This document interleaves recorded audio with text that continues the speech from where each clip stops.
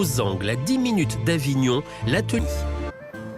Dans les jardins de l'atelier, de nombreuses statues témoignent du savoir-faire de Jean-Loup Bouvier et de ses compagnons qui travaillent depuis plus de 20 ans sur les plus grands monuments de France.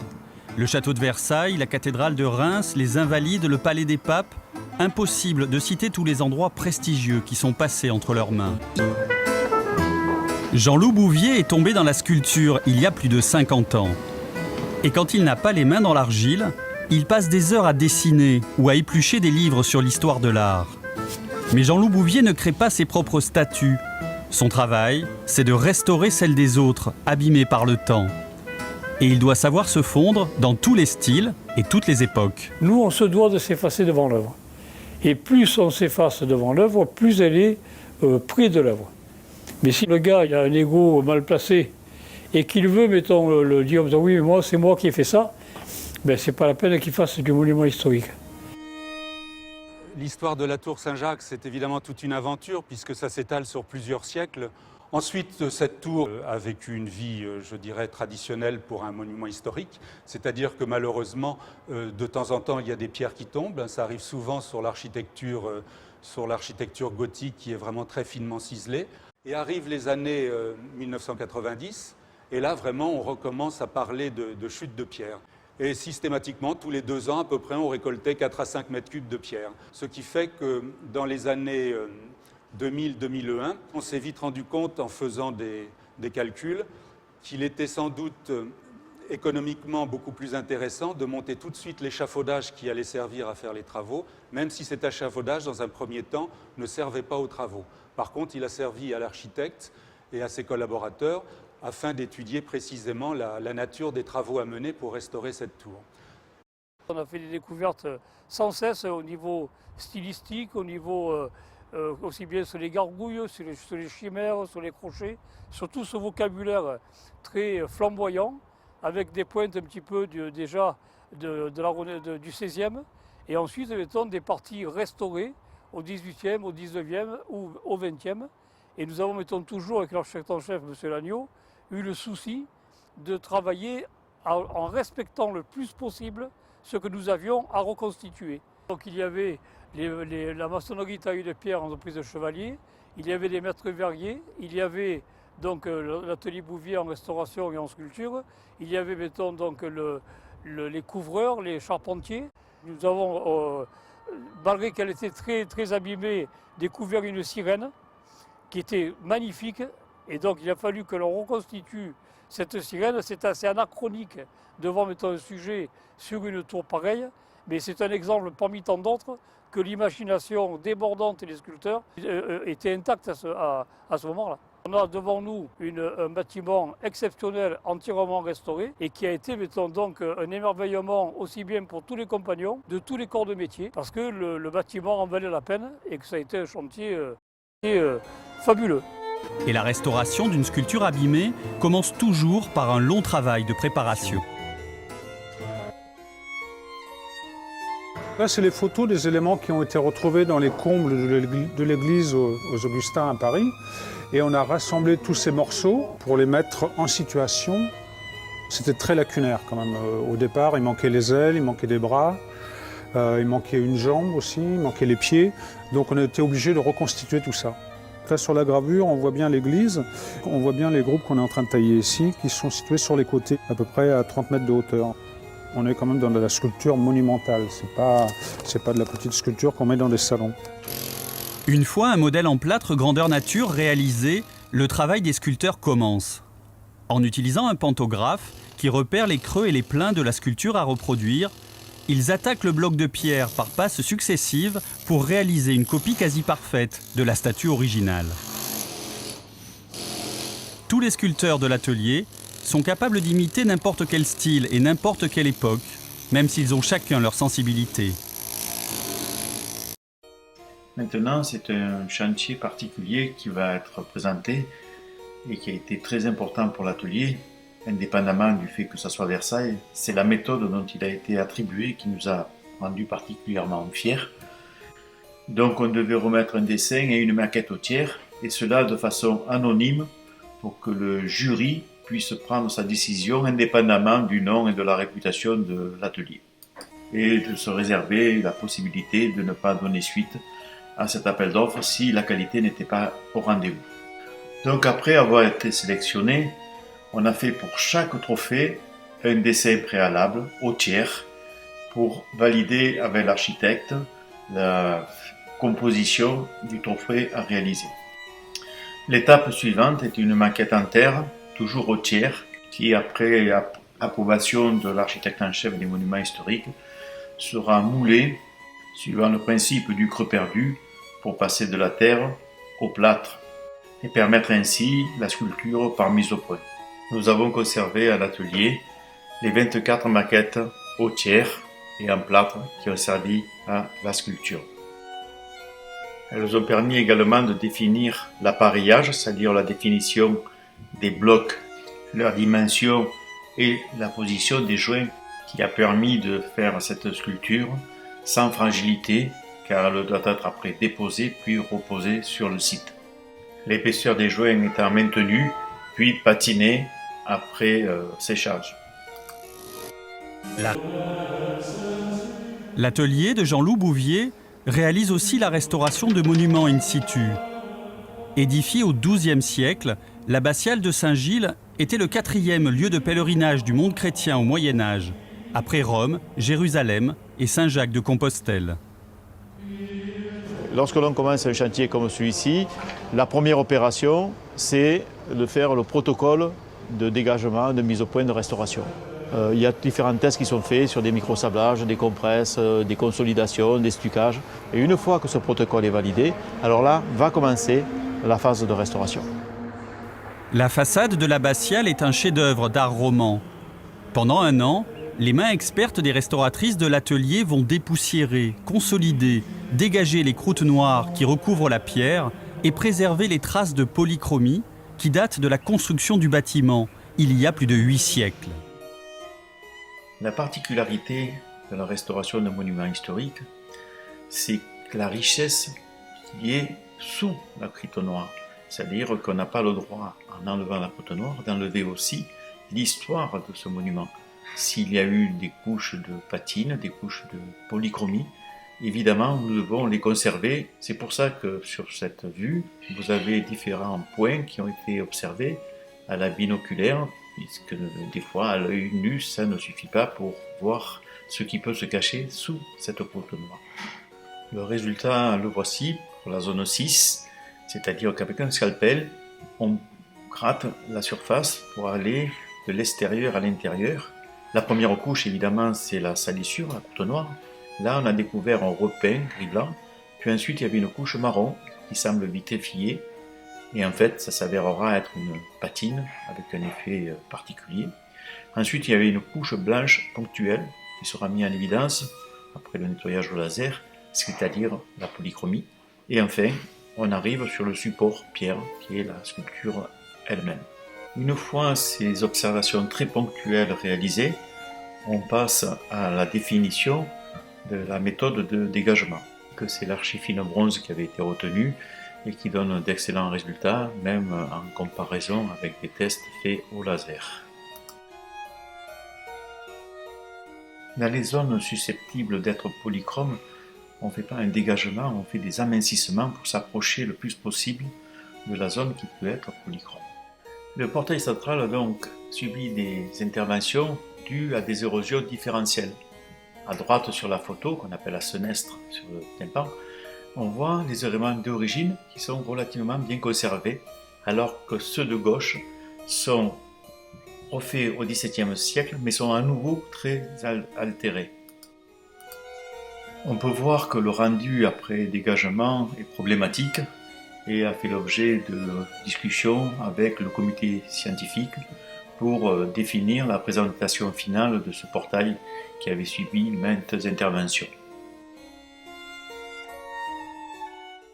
J'ai joint à ce niveau une photo du résultat d'aujourd'hui après la patine d'harmonisation pour rendre le tympan présentable.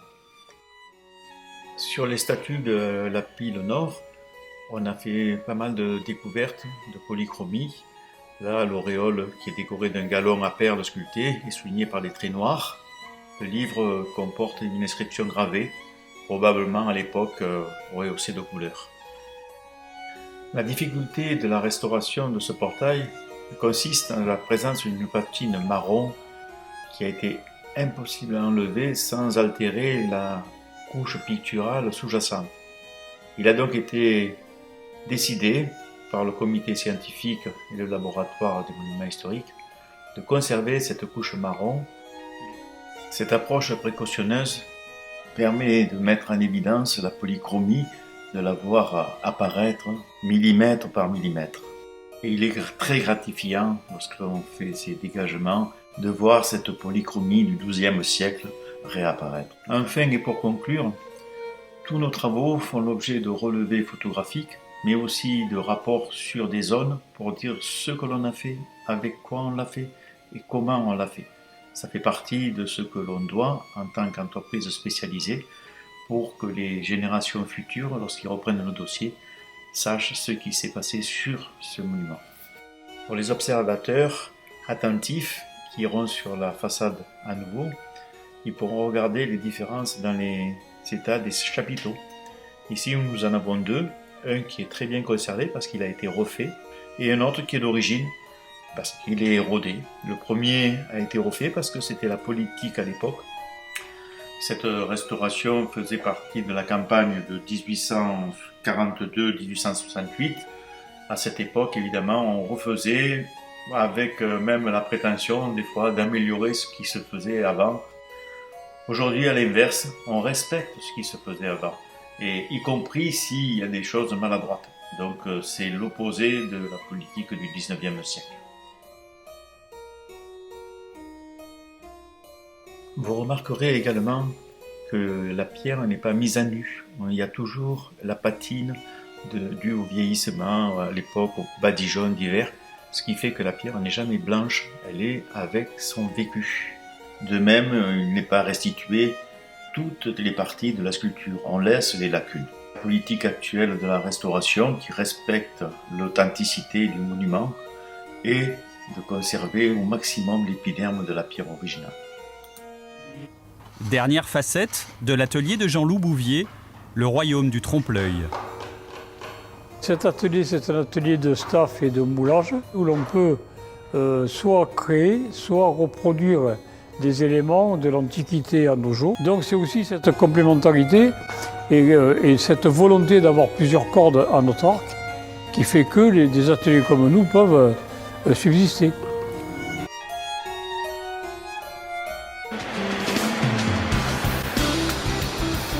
Les grandes questions qu'on a voulu résoudre avec cette restauration, c'est la question de l'état de son parement. La saleté, la dégradation, les coulures noires, les déjections d'animaux, la dégradation ponctuelle, les réparations anciennes qui s'accordaient plus ou moins bien, etc. Les différentes étapes des travaux de restauration ont consisté d'abord en un nettoyage général de l'épiderme de la pierre, selon deux techniques bien particulières qui sont le microgommage et le laser. Une fois ces crasses enlevées, eh bien, on est toujours confronté à des choses que l'on n'avait pas imaginées. La maison carrée n'est pas toute du 1er siècle. Elle a vu l'incorporation de matière qui vient des générations successives de restaurateurs. Et ce chapiteau que tout le monde croyait en pierre, quand nous avons nettoyé les croûtes noires, il est apparu entièrement en plâtre sur une poutre bois qui a surpris absolument tout le monde.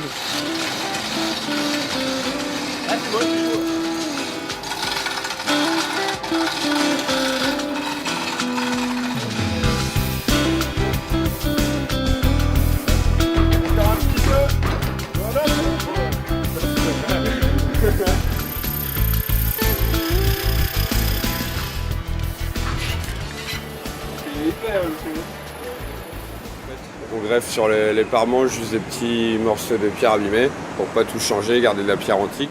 Le son clair que vous entendez, métallique, c'est une caractéristique des pierres très homogènes, très saines, La pierre des Lins en est une. C'est une pierre sculpturale qui convient parfaitement pour le décor des feuilles d'acanthe. Du fait de sa structure, on peut la fouiller, on peut donner du relief aux feuilles d'acanthe, comme vous avez pu le voir sur la maison carrée.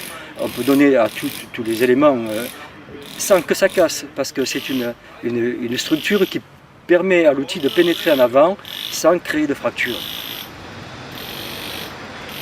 Les Romains allaient chercher très loin la sculpture, n'hésitaient pas à percer, même à fragiliser les éléments sculptés, tellement ils allaient chercher loin. Des chapiteaux qui sont très élaborés, très bien finis, et d'autres où en fait on a un peu passé la main, où il y a même des erreurs dessus, et on sent des erreurs qui sont dues à des gens qui n'avaient pas le savoir-faire.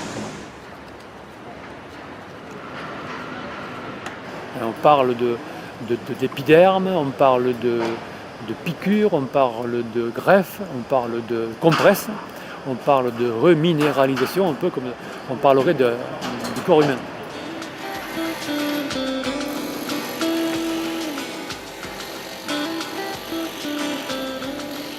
Les chapiteaux les plus beaux, les plus fouillés, sont ceux qui ont le plus souffert. C'était pas une feuille qu'il fallait reproduire 10 fois, c'était 10 feuilles différentes, c'était 10 cordes différentes. Parce que autant de chapiteaux, autant de sujets différents, autant de manières différentes de sculpter par rapport aux différents sculpteurs romains qui ont exécuté ces chapiteaux. Nous, aujourd'hui, ce que nous voyons, c'est un témoignage du passé, une espèce de produit de l'art, des mains, des gestes des artisans du 1er siècle après Jésus-Christ, qui est là intact. Ce qui nous parle, c'est ça, la manière dont il a été fait, dont il a été construit, dont il est sculpté. Et c'est cette matière, celle qui est sortie des mains des artisans antiques, qu'il importe de conserver, de préserver pour que le témoignage soit intact pour les générations suivantes.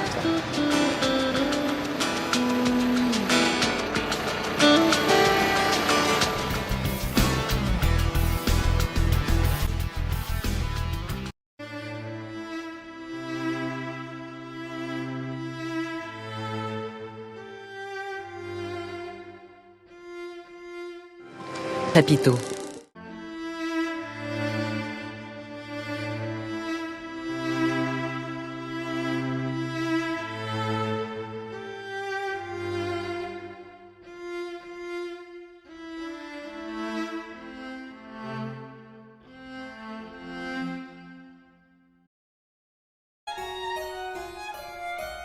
En fait, dans la continuité de ce chantier de 2009, des essais ont été réalisés avec le principe de reproduire la corniche antique pour permettre de protéger tous les bas-reliefs. Nous, en tant qu'atelier spécialisé dans la restauration des monuments historiques et antiques pas mal finalement dans la région, on connaît parfaitement le vocabulaire et on est les mains qui vont permettre de restituer les parties qui ont été décidées d'être restituées. Donc on applique un silicone, donc une matière au pinceau, et ensuite on applique du plâtre qui va nous permettre d'obtenir des moules. Dans ces moules-là, on va fabriquer des épreuves en plâtre pour l'ensemble des corniches. Et sur ces épreuves en plâtre, on va faire toute la reconstitution de la décoration. Une fois que cette reconstitution va être présentée à l'architecte, ce sera une reconstitution en plâtre qui va être présentée dans un premier temps sur l'arc antique. Il y aura une deuxième phase de moulage pour pouvoir fabriquer tous les éléments en pierre reconstituée. Et ensuite tout l'agrafage de la pierre reconstituée uniquement par des petites tiges inoxydable sur tout l'arc antique.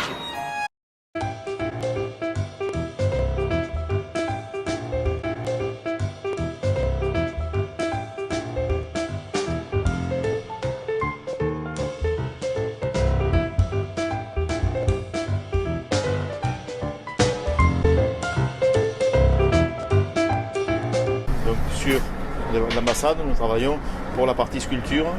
Donc nous sommes devant ici un chapiteau. Ce chapiteau est assez récent entre guillemets puisqu'il date de 1931, il avait été refait.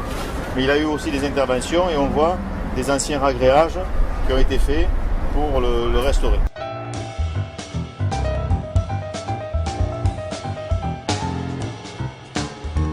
Donc sur ce chapiteau, vous voyez la partie supérieure a été déposée parce qu'elle était trop altérée pour être conservée. Mais on conserve la partie inférieure.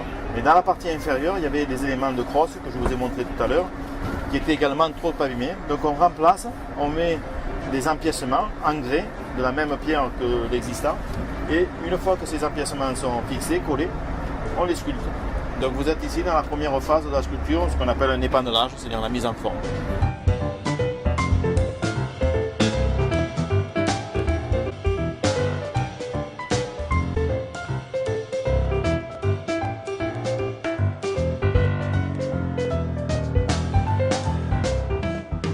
Les outils tungstène à air comprimé dans un premier temps pour dégrossir. Et après, toute la finition se fait avec les mêmes ciseaux en utilisant ce qu'on appelle un bol, qui est en matière un peu plastique, pour éviter d'abîmer l'outil métal. Vous voyez, l'épandage avance et nous passons maintenant à la phase de sculpture. Donc les formes sont plus définitives. Et on accompagne aussi la sculpture sur la pierre par ce qu'on appelle des ragréages sur les pointes de feuilles qui avaient disparu, qui étaient dans cet état-là, c'est-à-dire avec les pointes érodées.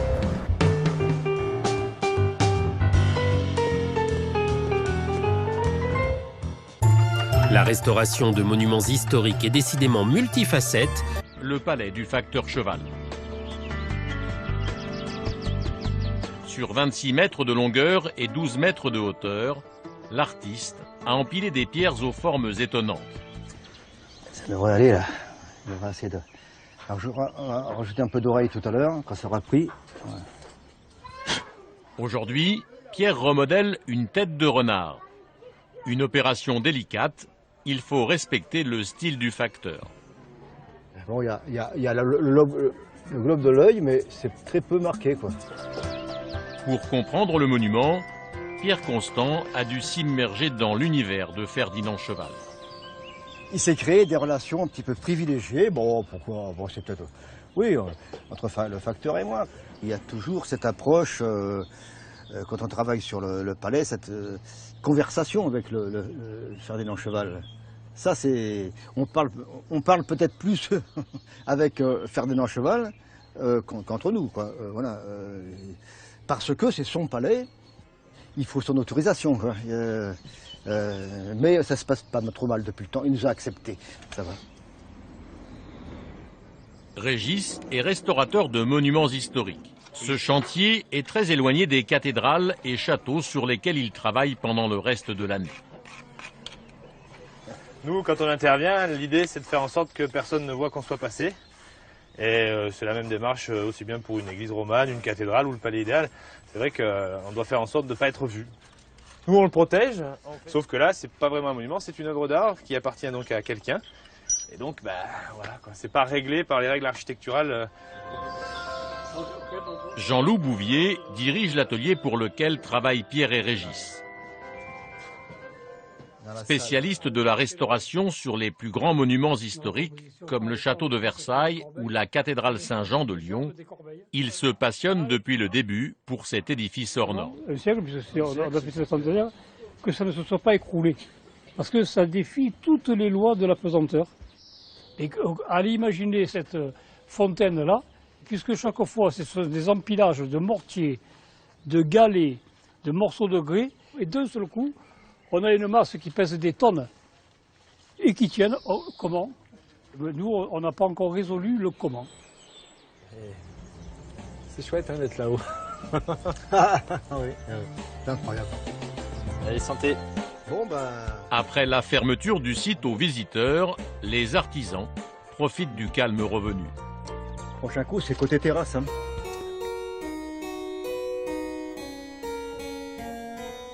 Ces chantiers fantastiques que vous venez de voir, et ceux qui suivront également, sont le résultat de l'atelier Jean-Loup Bouvier. Jean-Loup Bouvier, qui a créé cet atelier dans lequel j'ai participé, menait un travail important dans la transmission des savoir-faire. Et pour cela, il fallait avoir l'atelier qui correspondait à la qualité qu'on attendait des gens, et donc avoir aussi un lieu où l'on avait des modèles, je ne sais pas si vous les voyez sur les murs. Tout ça, c'est les traces de ce que l'on a réalisé et que l'on pouvait montrer aux gens qui commençaient et qui apprenaient la sculpture, par exemple. Voilà, nous conservions chaque fois les traces des chantiers réalisés. On s'attachait aussi à ce que les lieux de travail soient les plus agréables possibles, les plus fonctionnels. Donc les ateliers s'ouvraient pour que les gens puissent travailler dans les meilleures conditions. et les installations qui correspondent au travail que l'on attend de professionnels. Bien entendu, le lieu et son agencement étaient très importants pour créer cette ambiance particulière de cet atelier. Ça se voyait également dans le parc que nous avions aménagé, où l'on voulait que à la fois ceux qui travaillent, les compagnons, et ceux qui viennent nous voir travailler ou suivre leur chantier comprennent dans quel état d'esprit on faisait cela.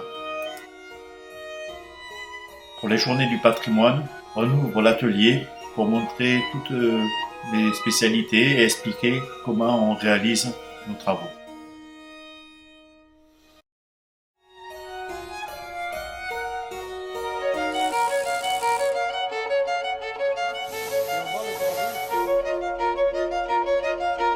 Pour l'atelier Bouvier, la Samaritaine représente l'activité de restauration et de staff, puisque nous en avons 3 d'activités, sculpture, restauration et staff. C'est 30% de l'activité d'une année et ça représente l'activité d'une douzaine de personnes.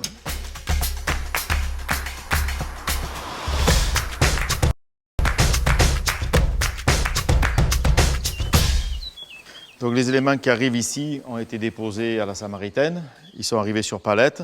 Et la première opération que l'on va faire, c'est prendre les éléments un par un pour les amener sur une table et enlever le liège par l'arrière. Une fois qu'on a enlevé le liège, il faut passer sur l'amincissement. Et là, il a fallu concevoir une machine spéciale avec un prototype où il y a un disque avec une coupe verticale et un disque avec une coupe horizontale pour pouvoir enlever des bandes. Ensuite, on renforce le panneau par l'arrière avec du plâtre et des renforts métalliques.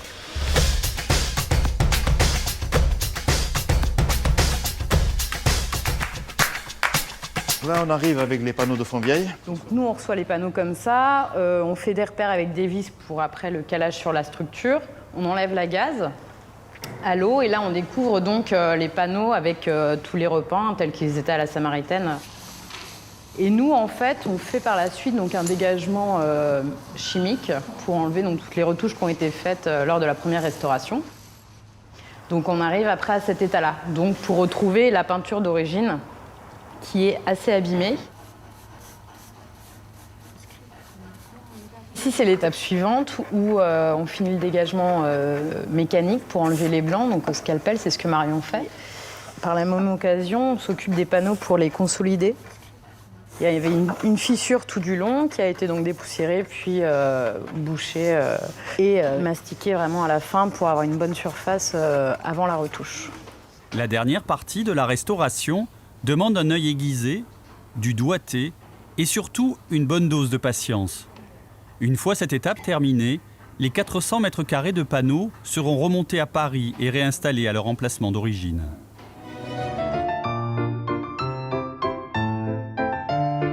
Je suis en train de poser le mastic de finition.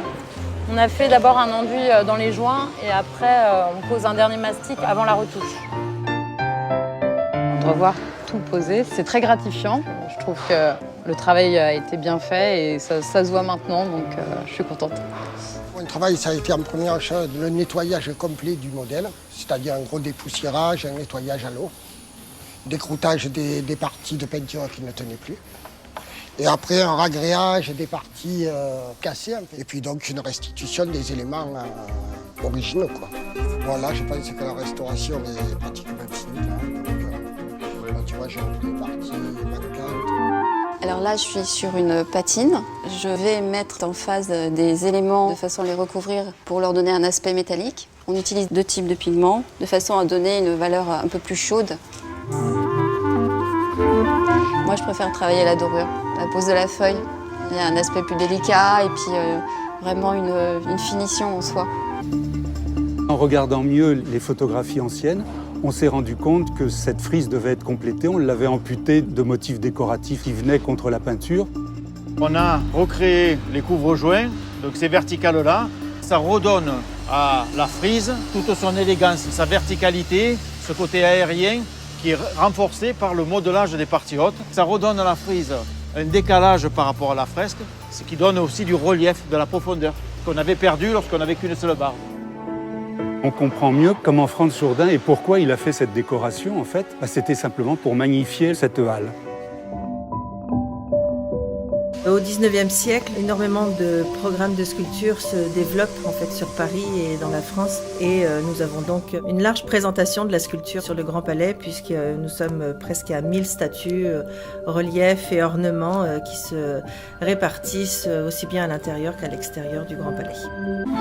Les principaux dommages des sculptures du Grand Palais sont la chute de certains éléments de pierre et les mousses. Elles vont créer des micro-fissures à l'intérieur de la pierre. En période hivernale, la pierre se charge en eau. Cette eau en fait, gèle et ce gel en fait, pousse sur la pierre. La pierre finit par tomber. On doit enlever toutes les mousses. Il faut brosser ces mousses, les pulvériser à un fongicide et ensuite on met nos sculptures sous bâche pour couper les mousses de l'eau, de l'air et de la lumière.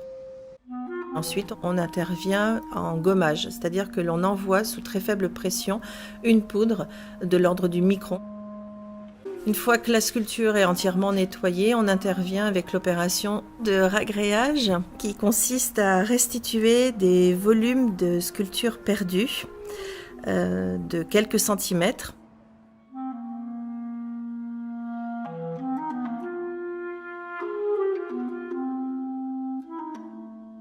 On doit aussi traiter les joints sur ce genre de sculpture. On est vraiment sur de la statuaire qui est très très grande. C'est l'association de plusieurs blocs qui va former cette sculpture, qui va former un chapiteau, qui va former toutes les parties sculptées qu'on a à l'extérieur. Et nous avons aussi l'opération des pots à feu. Pour reprendre un pot à feu en pierre neuve, on doit d'abord relever la sculpture sur un ancien pot à feu. On donne ce qu'on appelle notre besoin au tailleur de pierre, d'un bloc de tant d'épaisseur, de tant de profondeur et de tant de hauteur.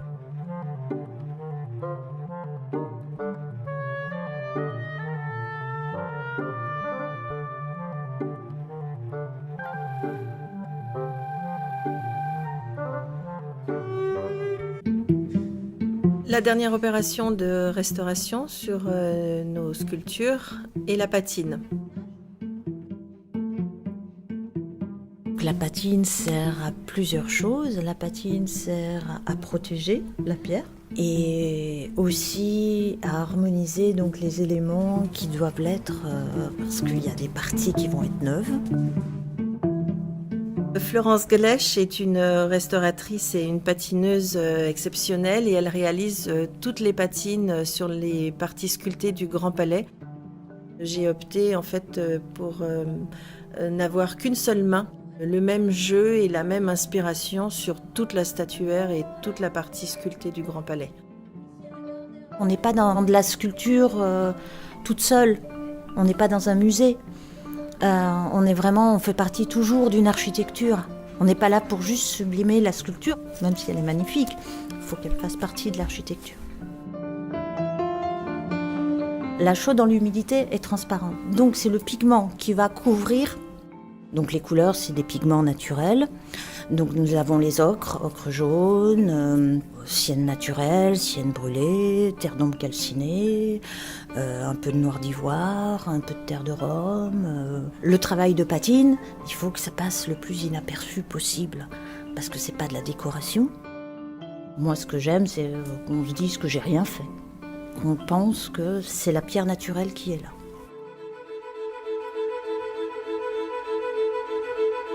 Cette restauration est un assemblage de techniques du 19e et du 21e siècle. C'est vraiment pour mettre en valeur l'époque, le monument en lui-même et non pas notre propre restauration.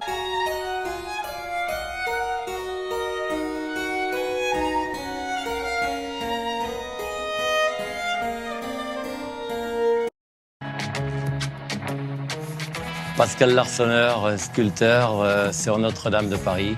Voilà, je suis ici pour le référent pour le métier de la sculpture et de l'ornementation sur Notre-Dame. Le sculpteur va intervenir sur les parties décoratives des éléments en architecture. C'est ce qui va donner la vie et le côté chantant et poétique de l'édifice, on va dire. Enfin, toute cette ornementation qu'on trouve sur la façade, quoi. Donc là, quand on l'a récupérée, cette gargouille là, elle était cassée ici là. Et toute cette partie la plus intéressante pour nous, disparue, pensée comme ça, on se réfère au dessin de Viollet-le-Duc et on fait un peu un mix entre telle et telle gargouille, quoi, en fait. Hein, voilà. Ça, c'est l'opposé de la gargouille sur laquelle on va travailler. Donc, on prend ça comme référence. On va pas reproduire la même gargouille, hein, ça serait pas adapté, quoi. Il faut vraiment changer à chaque fois les éléments sculptés. C'est notre maquette. On fait un travail au plâtre sur le vestige. On fait une proposition. Cette proposition, elle est déjà présentée à l'architecte en chef du monument historique, à M. Villeneuve. Une fois que c'est validé, on va positionner la machine à mettre au point sur le modèle et aussi sur la pierre à tailler. On prend toujours des points les plus saillants, les plus stratégiques. Je cale ma butée. Et une fois que j'ai ça, je prends tout cet appareil-là et je la repositionne exactement pareil, avec les mêmes points de fixation. Et une fois que j'ai positionné, je vais tailler la pierre jusqu'à ce que ma butée vienne sur la butée ici, là. Autant de points à prendre, autant je serai fidèle dans ma reproduction.